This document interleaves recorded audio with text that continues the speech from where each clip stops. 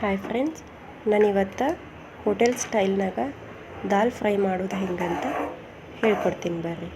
ಇದನ್ನು ಮಾಡೋದು ತುಂಬ ಸುಲಭ ನೋಡ್ರಿ. ನೀವು ಒಂದ್ಸಲ ಟ್ರೈ ಮಾಡಿರಿ.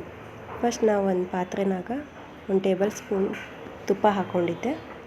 1 ಟೇಬಲ್ ಸ್ಪೂನ್ ಅಡುಗೆ ಎಣ್ಣೆ ಹಾಕ್ಕೊಳಕತ್ತೀನಿ ರೀ.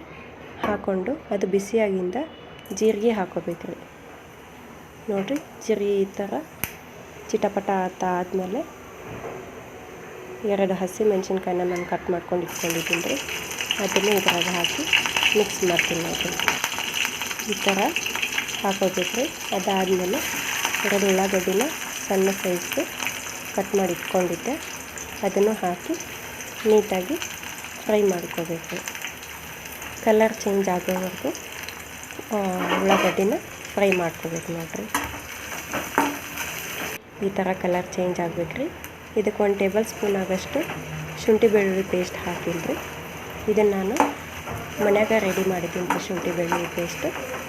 ನಿಮ್ಮ ಕಡೆ ಮನೇಲಿ ಮಾಡಿದ್ದಿಲ್ಲ ಅಂತಂದರೆ ಅಂಗಡಿನಲ್ಲಿ ಬೇಕಿದ್ರೆ ತಗೊಂಡ್ಬಂದು ಹಾಕ್ಕೊಂಡು ಅದರದ್ದು ಹಸಿ ಸ್ಮೆಲ್ ಹೋಗೋ ತನಕ ಸ್ವಲ್ಪ ನೀಟಾಗಿ ಫ್ರೈ ಮಾಡ್ಕೊಂಡು ನೋಡಿರಿ. ಈ ಥರ ಹಸಿ ಸ್ಮೆಲ್ ಹೋಗುವವರೆಗೂ ನೀಟಾಗಿ ಫ್ರೈ ಮಾಡ್ಕೋಬೇಕು. ನೆಕ್ಸ್ಟ್ ಇದಕ್ಕೆ 2 ಟೊಮ್ಯಾಟೊನ ಕಟ್ ಮಾಡ್ಕೊಂಡು ಇಟ್ಕೊಂಡಿದ್ದೆ. ಅದನ್ನು ಹಾಕಿ ಮಿಕ್ಸ್ ಮಾಡಾಕ್ತೀನಿ.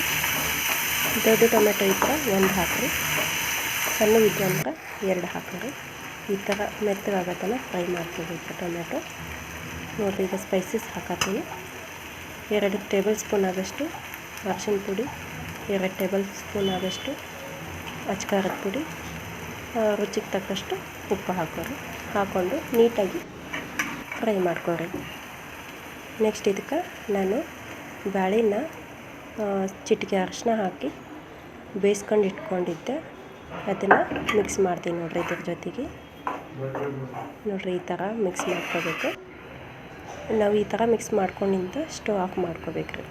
ನೆಕ್ಸ್ಟು ಚಿಕ್ಕದೊಂದು ಬೌಲ್ನಾಗ 2 ಟೇಬಲ್ ಸ್ಪೂನ್ ಆಗಷ್ಟು ತುಪ್ಪ ಹಾಕ್ಕೋಬೇಕ್ರಿ. 1 ಟೇಬಲ್ ಸ್ಪೂನ್ ಆಗಷ್ಟು ಎಣ್ಣೆ ಹಾಕ್ಕೊಂಡು ಜೀರಿಗೆ, ಕರಿಬೇವು, 2 ಒಣಮೆಣ್ಸಿನ್ಕಾಯಿ ಹಾಕ್ಕೋಬೇಕ್ರಿ. ತೋರಿಸ್ತೀನಿ ರೀ ನಾನು ನಿಮ್ಗೆ.